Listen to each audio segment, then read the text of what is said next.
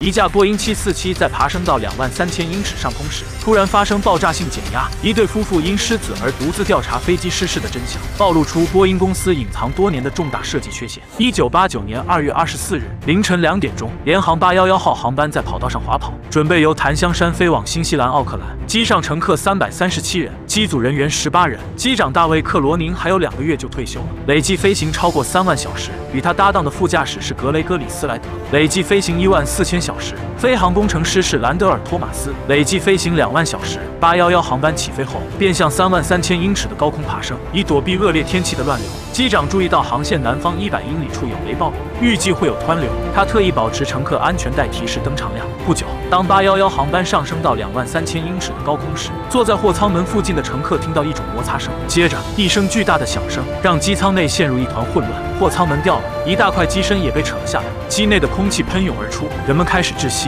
工程师从仪表上发现3号引擎故障，但是无法判断它的损坏程度。机长紧急下降高度来获得足够的氧气，同时掉头返回檀香山。爆炸破坏了整个氧气供应系统，氧气面罩呼吸不到氧气。见驾驶舱内一直没广播，客舱里的人们已经想到了最坏的可能。